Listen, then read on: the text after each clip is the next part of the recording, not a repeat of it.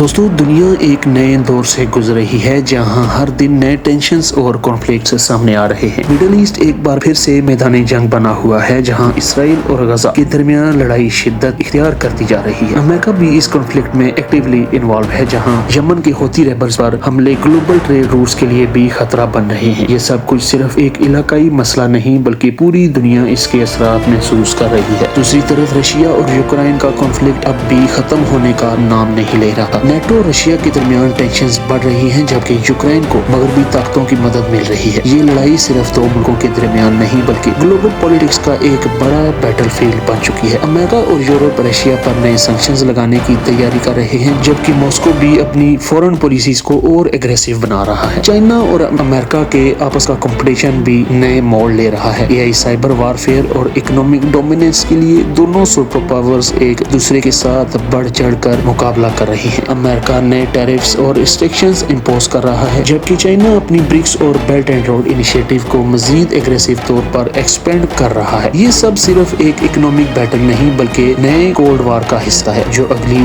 دہائیوں تک دنیا پر اثر ڈال سکتا ہے۔ ساتھ ہی اگر کلائمیٹ چینج کی بات کریں تو کلائمیٹ چینج اور اکنامک ریسیشن کا خطرہ بھی بڑھ رہا ہے۔ گلوبل اکانومی ڈی گلوبلائزیشن کی طرف جا رہی ہے جہاں ہر ملک اپنی انڈسٹریز کو سیلف سفیشینٹ بنانے کے لیے کوشش کر رہا ہے۔ سائبر سیکیورٹی تھریٹس بھی دن بدن بڑھ رہے ہیں اور AI ڈرائیون سائبر کرائمز نئے چیلنجز پیدا کر رہے ہیں۔ دوستو دنیا ایک نازک موڑ پر کھڑی ہے جہاں چھوٹی سی ڈیولپمنٹ آنے والے دنوں کا نظام طے کر سکتی ہے۔ کیا ہم نئے ورلڈ آرڈر کی طرف جا رہے ہیں یا پھر یہ صرف ٹیمپریری کرائسس ہیں جو وقت کے ساتھ حل ہو جائیں گے؟ یہ سب جاننا اور سمجھنا ہر انسان کے لیے ضروری ہے کیونکہ آج جو ہو رہا ہے وہ کل کی دنیا کا مستقبل طے کرے گا۔ مڈل ایسٹ ہمیشہ سے دنیا کا ایک اہم جیو پولیٹیکل ہب رہا ہے مگر آج جو حالات اس ریجن میں بڑھ رہے ہیں وہ صرف علاقائی اسٹیبلٹی کے لیے نہیں بلکہ پوری دنیا کے لیے خطرہ ثابت ہو سکتے ہیں۔ اسرائیل اور غزہ کا کانفلکٹ ایک نیا موڑ لے چکا ہے جہاں ہر دن نئے اسٹرائکس اور گراؤنڈ اٹیکس کی خبریں سامنے آ رہی ہیں۔ اس جنگ میں سب سے زیادہ نقصان بے قصور لوگوں کا ہوا ہے جو نہ صرف اپنے گھروں سے محروم رہے ہیں بلکہ بھوک اور بیماریوں کا بھی شکار ہو رہے ہیں۔ اسرائیل اور حماس کے درمیان یہ جنگ صرف ایک ملٹری بیٹل نہیں بلکہ اس نے پوری دنیا کے پولیٹکس کو ہلا کر رکھ دیا ہے۔ امریکہ کھلے طور پر اسرائیل کا ساتھ دے رہا ہے جبکہ ایران، رشیا اور کچھ عرب ملک حماس کے اسٹانس کو سپورٹ کر رہے ہیں۔ یہ کنفلکٹ صرف ایک جنگ تک محدود نہیں رہا بلکہ اس کا اثر پورے مڈل ایسٹ پر پڑ رہا ہے۔ لبنان سے لے کر یمن تک نئے ٹینشنز جنم لے رہے ہیں جہاں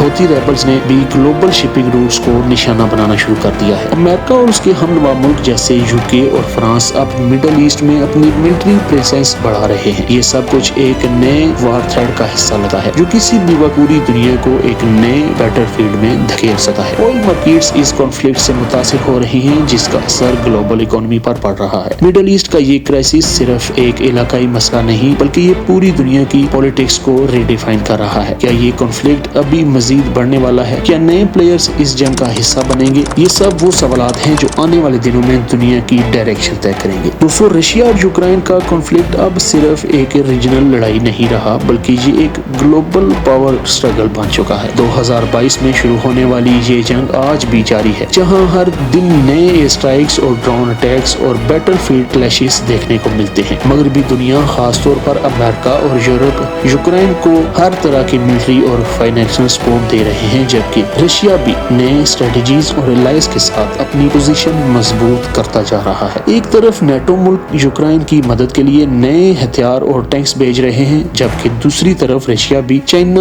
ایران اور نارتھ کوریا سے اپنی ملٹری ٹائز بڑھا رہا ہے۔ یہ کنفلکٹ صرف یوکرائن کی سرحدوں تک ہی محدود نہیں رہا بلکہ اس کا اثر یورپ کی اکانومی، انرجی مارکیٹس اور گلوبل سیکیورٹی پر بھی پڑ رہا ہے۔ گیس پائپ لائنز اور انرجی ایکسپورٹس کا مسئلہ ابھی بھی یورپ کے لیے ایک بڑا چیلنج بنا ہوا ہے اور رشیا اس کا پورا فائدہ اٹھانے کی کوشش کر رہا ہے۔ مغرب اور رشیا کے درمیان نئے سینکشنز اور ریسٹرکشنز کا سلسلہ جاری ہے۔ امریکہ نے رشیا پر نئے اکنامک سینکشنز لگائے ہیں جو ماسکو کے بینکس، کمپنیز اور ڈیفنس سیکٹر کو ٹارگٹ کر رہے ہیں مگر اس کے باوجود رشیا اب تک اپنی اکانومی کو کولیپس ہونے سے بچا چکا ہے اور وہ نئے ٹریڈنگ پارٹنرز جیسے چائنا، انڈیا اور گلف کنٹریز کے ساتھ اپنی ٹائز مضبوط کر رہا ہے۔ سب سے بڑا سوال یہ ہے کہ کیا یہ کنفلکٹ ایک نئے ورلڈ وار کا آغاز ہے؟ کیا نیٹو اور رشیا کا ڈائریکٹ کنفرنٹریشن ہونے والا ہے؟ کیا یوکرائن رشیا کو پیچھے دھکیل سکے گا یا ماسکو اپنے گولز حاصل کر لے گا؟ یہ سب وہ کویشچنز ہیں جو آج صرف پالیسی میکرز ہی نہیں بلکہ عام لوگ بھی سوچنے پر مجبور ہیں۔